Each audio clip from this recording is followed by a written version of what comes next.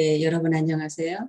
오늘은 우리나라의 대학자이면서 기호지방, 즉 경기도, 충청도, 전라도 이쪽 지방을 기호지방이라고 하죠. 기호학의 종장인 율곡 선생님에 대해서 알아보는 시간입니다. 그래서 타지에서는 율곡 선생님을 만나려면 먼저 자운서원을 가봐야 되겠지요. 그래서 자운서원을 한번 가보도록 하시겠습니다. 자운서원은 자운산 아래에 저렇게 산문 형태로 들어서면 강인당이 있고요. 맨 위에 문성사가 있죠. 그리고 자운서원은 사적 525호로 지정이 되었는데요. 율곡이 돌아가시고 1584년 돌아가셨죠. 31년 후인 광해군 7년에 율곡의 학문과 업적을 기리기 위해서 세워진 서원인데요. 그러다가 돌아가시고 66년 후에는 효종 1년이죠. 그때 자운이라고 사액을 받아서 이렇게 인정받은 서원이 됩니다. 그 뒤에 김장생과 박세채를 추가로 배양을 해서 지금 문성사라는 그 사당에 세 분이 모셔져 있죠. 그러다가 1868년 고종 5년 대원군 서원 철폐령으로 회출이 됩니다. 전국에 47군데 서원과 사원만 남았죠. 그러다가 1969년 국비로 복원이 되는데요. 이때는 7사 남북 공동 성명 이것이 이루어지기 전이기 때문에 이렇게 우리나라 이우락 정보부 장관이 북한을 갔다고 하죠. 그랬더니 거기 황해도 관찰사를 하고 해주에 소현서원이 있어서 그런지 율곡 선생님에 대해서 굉장히 관심을 많이 갖더라는 거예요. 이게 묘가 잘 있는지 뭐 이렇게. 그래서 우리나라에 와서 처음에는 정말 율곡묘, 그냥 율곡산소 이렇게 이 지역에서도 이렇게 불렀었는데요. 나중에 거기가 저렇게 국비로 복원이 되면서 모양새를 점점 갖추어서 오늘에 이르게 되었죠. 2013년에 국가사적으로 지정이 되었는데요. 이것은 돌아가시고 529년 만에 이렇게 또 국가에서 관리하는 서원으로 되었습니다. 자운서원을 가시면 주차장에서 이렇게 들어갈 때 산문을 만납니다. 율곡 선생 유적지. 이럴 때는 가운데 문이 혹시 열려 있다 하더라도 가운데 문은 드나드는 게 아니죠. 궁궐이나 이런 데 어디든지 여기는 그 안에 계신 주인공이 드나드는 문으로서 이런 서원은 율곡 선생님이겠죠. 그리고 이럴 때는 이제 독립 서출로서 어디가 해가 뜨는 동쪽인가를 생각하지 마시고 그냥 자기가 들어가면서 오른쪽으로 들어가고 오른손 쪽으로 들어가고 또 나올 때도 오른손 쪽으로 나오면 독립 서출이 되겠습니다. 들어가면 저렇게 기념관이 나타나는데요. 올라가는 길에 저것이 이제 사직동에서 옮겨온 저기서 저것을 어떻게 할까 그랬는데 이것을 우리 파주로 가져오게 됐어요. 그래서 신사임당과 율곡 선생님의 동상이 저렇게 서 있고요. 먼저 묘소를 한번 올라가 보도록 하시겠습니다. 묘소에 올라가는 문도 저렇게 상문인데요. 여기도 독립서출로 올라가면 되시겠죠? 여현문이라고 되어 있어요. 저걸 견자로 쓰는데 어른들을 뵐 때는 아련한다. 이렇게 이제 뵌다. 이럴 때는 여현문이라고 했죠. 소년들을 뵈러 들어가는 문 이렇게 보시면 되겠습니다. 자, 율곡에 대해서 잠깐 살펴보면요. 율곡은 중종 때 태어나서 선조 때 돌아가셨는데 강릉 오죽헌 목룡실에서 용궁을 보고 이원수와 신사임당 사이에서 셋째 아들로 태어났죠.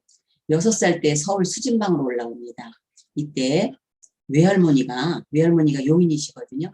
재산을 분배를 해서 율곡에게 얼마나 많은 이렇게 희망을 보고 비중을 두었는지 알 수 있습니다. 이때 올라오면서 어머니 신사임당이 대관령을 넘으며 어머니를 고향에 두고 가는 이 마음 하면서 이렇게 시를 쓴 것이 유명한 게 이때 탄생을 합니다. 그리고 율곡이 8살 때 바로 우리 파주의 화석정을 갔다가 화석정 시를 짓죠. 13살에 진사 초시 합격을 하고요. 그리고 16살에 어머니 신사임당에 돌아가셔서 바로 여기 자운서원 묘소에 와서 어머니를 이렇게 모셔드리고 심요살이를 합니다. 거기에 이제 이렇게 샘도 있고 그래서 정말 심요살이 하기가 괜찮았을 것 같아요. 그리고 심요가 끝나갈 때쯤 19살 때겠죠. 그때 이제 파산서원으로 우계로 거기를 이제 우계 친구를 찾아서 아주 평생 지기로 잘 지내죠. 그리고 20살 때 금강산에 들어갑니다. 왜냐하면 모든 게 혼란스러웠어요. 어머니는 돌아가셨고 이렇게 뭐 앞날도 이렇게 어떻게 예측할 수 없고 굉장히 좀 불안했던 때였었죠. 일곱에게는. 금강산에 들어갔다가 스님이 되지 않고 다시 나옵니다. 1년이 안 돼서 나오는데요. 이때 외할머니가 계신 강릉 오죽헌으로 들러서 공부를 하면서 이렇게 심신의 안정을 좀 취했겠죠. 외할머니 품에서. 그러면서 스스로 경기하는 그인 자경문을 짓습니다. 그리고 22살에 결혼을 하고요. 23살에 안동으로 퇴계 선생님을 찾아가는데요. 이때는 율곡을 비유하기를 성난 파도, 성난 사자, 그냥 모든 게 안정이 안 되고 막 이제 그럴 때였는데요. 이때 퇴계 선생님을 찾아뵙고 자기 일생에 대한 어떤 것이 정립이 되었다는 말이 있죠. 그래서 이렇게 돌아가셨을 때 멀리서 복을 하고 이렇게 스승으로 모셨다는 이야기가 들어오죠. 41살 때 해주에 가서 이때 이제 황해도 관찰사로 나가게 되는 거죠. 그러면서 관직에서 물러나면 여기 와서 제자들을 가리키고 살아야 되겠다 이런 꿈을 갖기 때문에 해주에서 이제 제일 처음에 청계당이라고 하는 조그만 집을 짓고요. 그다음에 42살 때는 경몽요견, 즉 목매한 아이들을 격파시킨다. 이렇게 이런 책을 쓰는데요. 요점 정리해 놓은 거죠. 근데 이것이 나중에는 국가에서 이제 국정 교과서 같은 역할을 하는 거죠. 43세에는 청계당 옆에 은병 정사를 조금 크게 짓습니다. 그래서 나중에 이곳을 통틀어서 소연서원이라고 하죠. 그리고 48세 때 10만 양명서를 주장하는데요. 그때 우리나라가 전국이 8도로 되어 있었죠. 그래서 각 도에 10,000명씩, 그리고 임금이 계신 한양은 2만, 이렇게 해서 10만을 양병해서 우리 또 국력을 키워보자. 외세의 침입에 대해 준비를 해보자 그랬는데 반대로 이런 것들이 이루어지지 못하고 돌아가셨죠. 돌아가시고 9년 후에 임진왜란이 일어납니다. 그럴 때 돌아가시기 이틀 전이었다고 합니다. 북방 순모사로 가는 서익이 와서 어떻게 하면 변방을 잘 지킬 수 있는가를 물어요. 그러니까 육조 방략이라고 해서 그것을 불러주고 이렇게 아들이 받아 적었다고 하는데 이것을 서익에게 주고 율곡 선생님이 이틀 후에 별세를 하십니다. 돌아가시 전까지도 이렇게 나라 걱정을, 우리나라 국방에 대한 걱정을 정말 많이 했던 학자이시죠. 그리고 돌아가시고 31년 후에 자원서원이 세워졌고 47년 후에 신도비를 세우는데요. 이것은 백사 이항복이 비문을 지었고요. 신익성 글씨에 김상용 전액 위에 글씨를 씁니다. 그리고 사후 66년 후에는 자원이라 사액을 받았고 사후 97년 후에는 숙종 8년이죠. 문매에 종사됐다가 남인들의 반대로 또 숙종 15년에 문매에서 퇴출됐다가 숙종 20년에 문묘에 복향을 하죠. 이때 이제 같이 이 지역의 친구였던 우계 선생님과 함께 퇴출되고 함께 복향되고 합니다. 신사임당과 아버님 이원수의 묘는 이렇게 생겼습니다. 여기 보시면, 그리고 이후에 이제 형님의 묘가 있고요. 처음 맨 위에가 율곡 선생님의 묘소입니다. 그럼 이것은 왜 자식들이 부모보다 올라갔나요? 이거는 풍수지리적인 요인으로 그냥 설명을 하시면 되겠습니다. 여기 보시면 행이라는 자가 보이고 여기 휘자가 보일 거예요. 자, 그러면 이 요에서 한번 통계를 한번 알아보도록 하겠습니다. 행이라는 것은 살아서 했던 벼슬입니다. 살아서 사헌부 감찰을 하셨죠.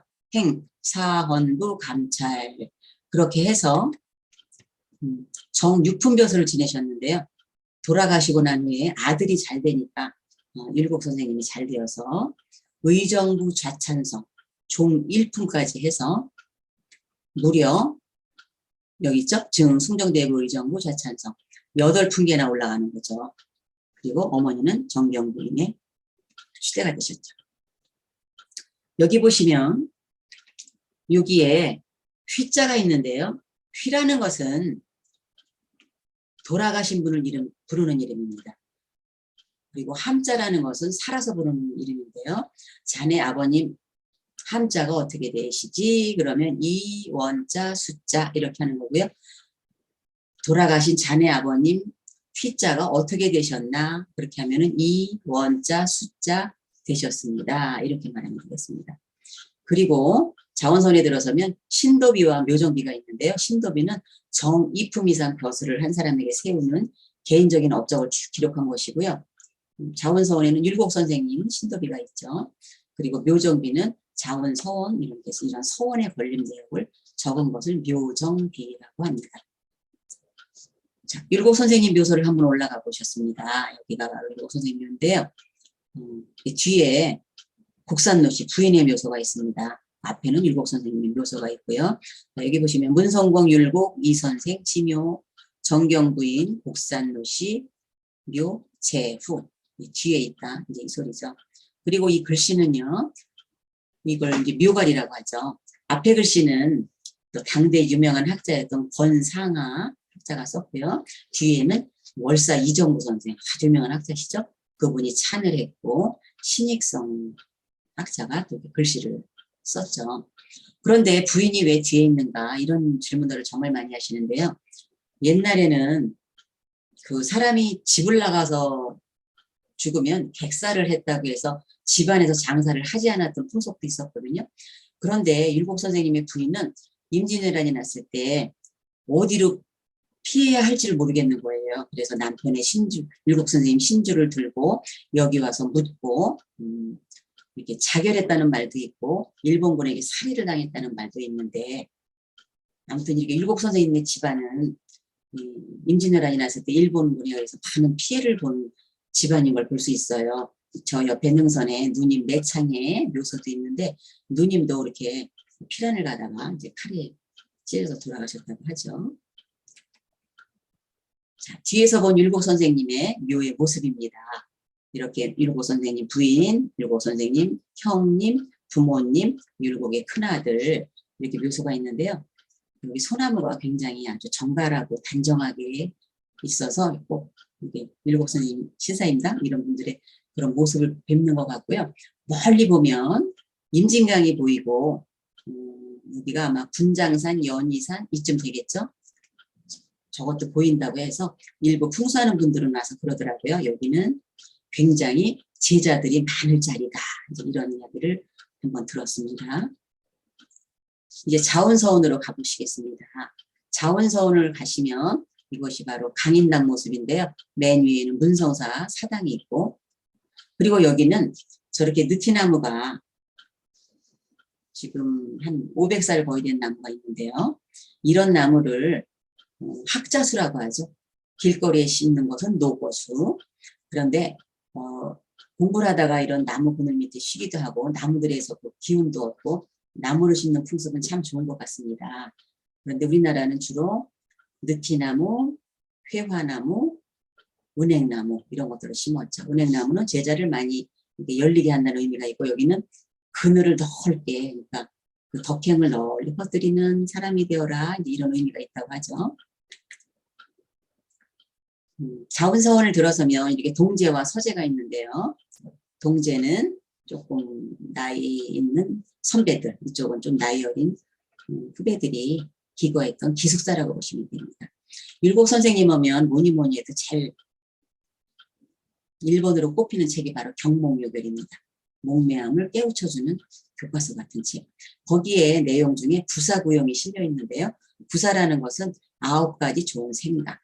구용은 9가지 좋은 용모 이렇게 뽑았는데 시사명하고 정사총하라 이런 것은 눈은 밝게 떠서 좋은 것을 보고 청사총 듣는 것은 아주 총명하고 이게 듣고 색사온하고 모사공하라 얼굴색은 온화하게 가지며 모사공 아주 분손하게 이렇게 몸가짐을 가져라 조경중 발버릇 발은 무겁게 놀려라 수영공 손은 손하게 목욕단 목은 단정하게 똑바로 뜨자 이런 내용이 실려 있는데요. 정말 좋은 책이죠. 그리고 맨 뒤에 이제 맨 위에 올라가면 문성사 이렇게 사당이 있는데 문성사는 바로 율곡 선생님의 호가 문성공이죠. 모든 학문의 세계를 널리 이롭게 퍼뜨렸다 해서 그리고 저기는 김장생, 박세채 세 분이 모셔져 있고요. 저기 앞에는 향나무가 저렇게 있죠. 제사 지낼 때 이제 쓰이기 위해서 꼭 저런 향나무가 있는데요. 그런데 율곡 선생님이 어릴 때 이제 강릉 오죽헌에서 쓰던 벼루가 있었어요. 그런데 이것이 지금도 오죽헌에 가면 어제각이라고 해서 이 안에 이제 이렇게 모셔져 있는데 물론 이것도 진품은 아니고 우리 파주시 그 자원성 기념관 2층에 있는 것도 진품은 아닙니다. 진품은 오죽헌 지하 박물관에 이제 보관이 되어 있는데요. 이것이 어릴 때 썼던 벼루를 나중에 정조가 이 이야기를 듣습니다. 아주 벼루가 신비하다 그랬더니 이런 것을 가져와서 보게 하고 임금이 가져와서 봤는데 그냥 보낼까요? 선물을 주셨겠죠. 그래서 저렇게 어제각을 하나 지어주라고 했다고 합니다. 내용은 자원서원에 가보시면 이제 용은 자기가 온 곳으로 돌아갔지만 이렇게 그 먹의 흔적은 이렇게 여기 남아 있구나. 이제 아주 이렇게 신비스러운 그림입니다.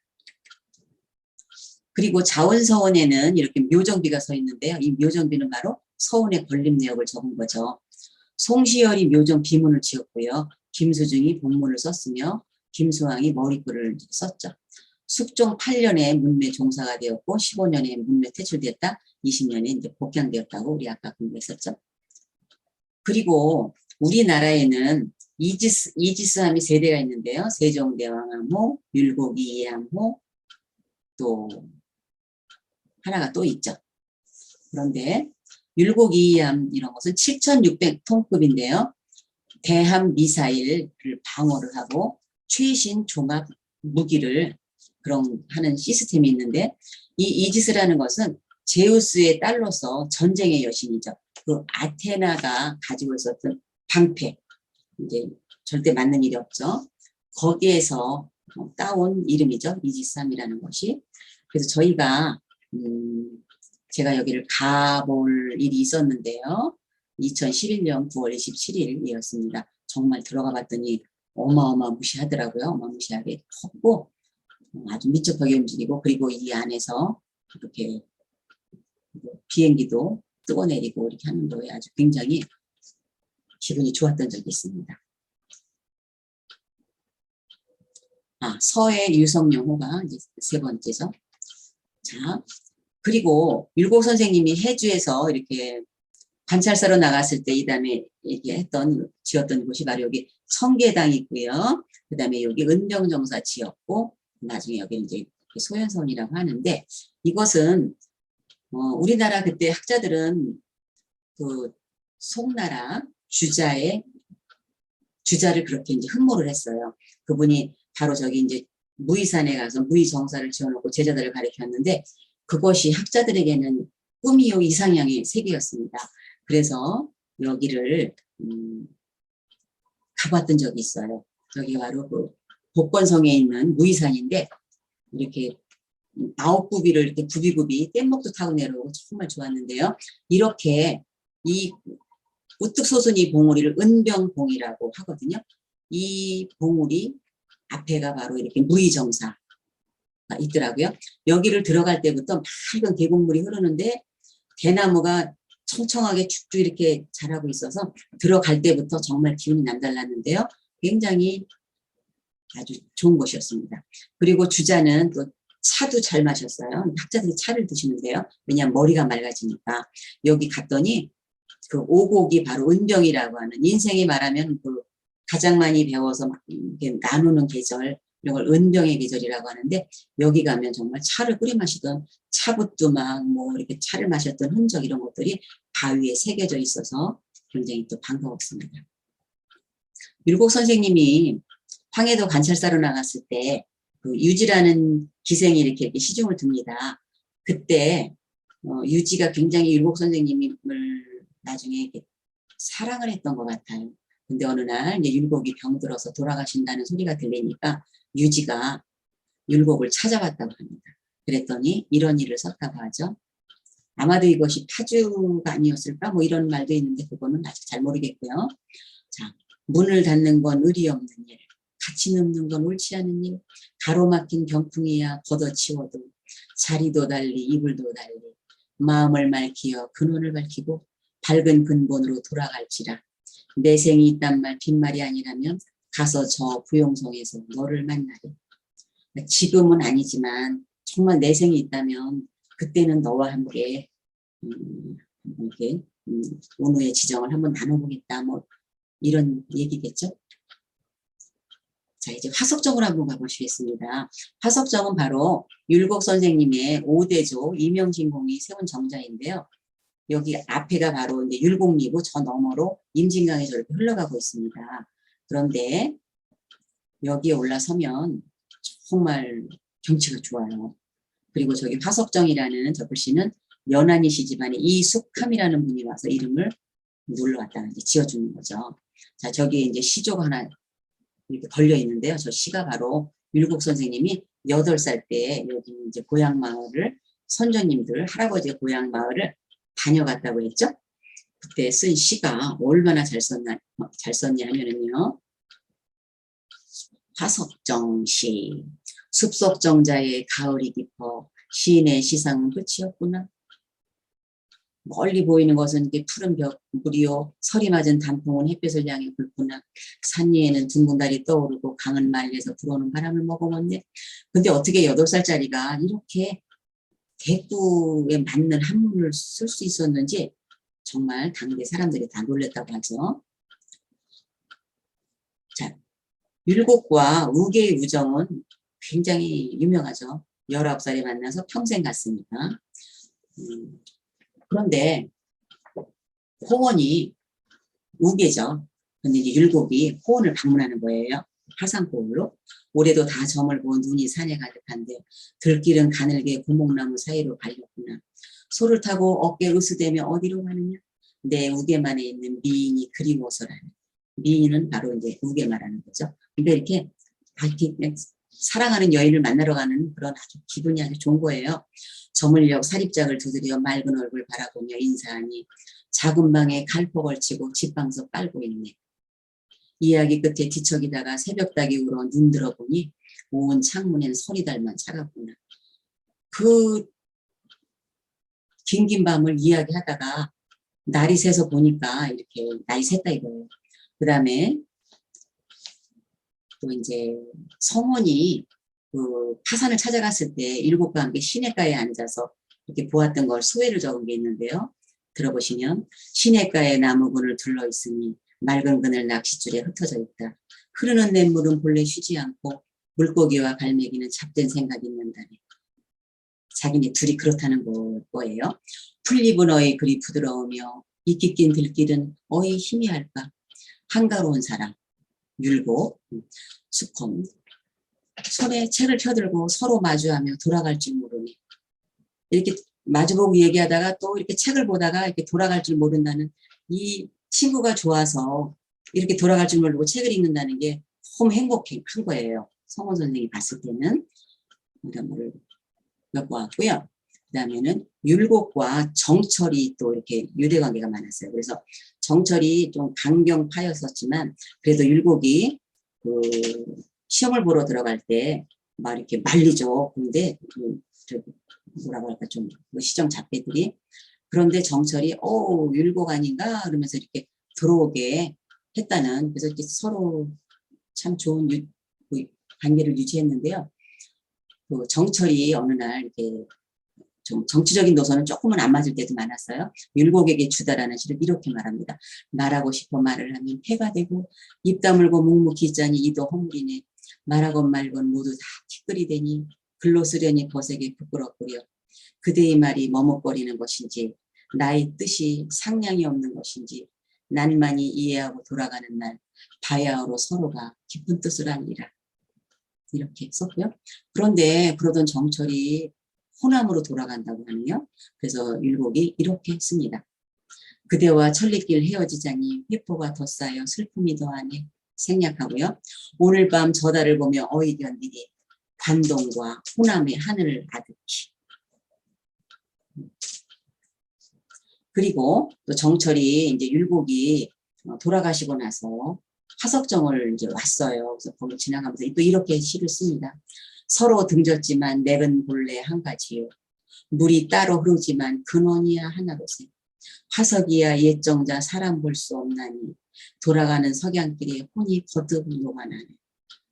정말 율곡을 많이 그리워하는 거 볼 수 있죠. 화석정에 가면 저렇게 향나무와 느티나무가 있는데요. 향나무는 지금 한 310년 정도 됐을 테고요. 그리고 느티나무는 한 400, 600년 정도 됐겠죠. 그러면 이게 자원서원에 있는 나무보다 더 먼저 심었습니다. 그래서 율곡보다 이렇게 먼저 5대 선조가 여기 정자를 지었다는 것을 실감할 수 있습니다. 그리고 화석정을 가다 보면 열감지장치라고 해서 이렇게 군부대에서 시설물을 하나 만들어 놓은 게 있었어요. 그런데 저희가 작년에 의지대를 연구하다가 여기 가보니 저런 게 막 생겨 있더란 말이죠. 그래서 이건 아니다. 그래서 경기일보와 이렇게 좀 저걸 써가지고 데모는 아니고요. 이렇게 이거는 안 되지 않는가. 문화재인데 그러면서 이렇게 써. 화석정 경관 훼손하는 코앞에 공사 즉각 이전하라. 화석정을 옮겨야 하나? 코앞에 벙커를 옮겨야 하나? 그때 어떻게 됐을까요? 네, 나중에 군부대가 양보를 했어요. 그래서 이렇게 관광지도 그려놓았고요. 이렇게 화석정 정자 그려놓고 뒤쪽에만 이렇게 군부대 표시를 칠해 놓았습니다. 그래서 군부대에도 감사드리고요. 모든 분들께 감사드립니다. 그리고 화석정 아래에 임진나루터에는 여기가 바로 이게 문이 진서문인데요. 여기도 이런 것이 이야기만 내려왔는데 저기를 발굴해 보니 정말 그런 흔적이 저대로 있더라고요. 그래서 이것이 이제 김양기가 그린 화석정의 봄 이런 모습인데요. 바로 여기를 건너서 사신길을 가고 또 선조도 몽진 갈 때 이 앞에서 4월 금은 달도 없는 밤에 이렇게 건너갔다고 하죠. 자, 이렇게 해서 오늘은 자운서원에 대해서 율곡 선생님에 대해서 그리고 화석정에 대해서 알아보았습니다. 율곡 선생님을 이렇게 짧은 시간에 이야기한다는 것은 굉장히 너무 할 얘기를 많이 생략을 하였습니다. 나머지 율곡 선생님에 대한 자료는 많으니까 책으로 보시고요. 파주의 자운서원, 이렇게 느티나무 오래된 한 500년 가까이 된 이런 나무 묘소에도 한번 들러보시고 그런 기운을 느끼시기 바랍니다. 이렇게 해서 오늘은 율곡 선생님에 대해서 알아보았습니다. 감사합니다.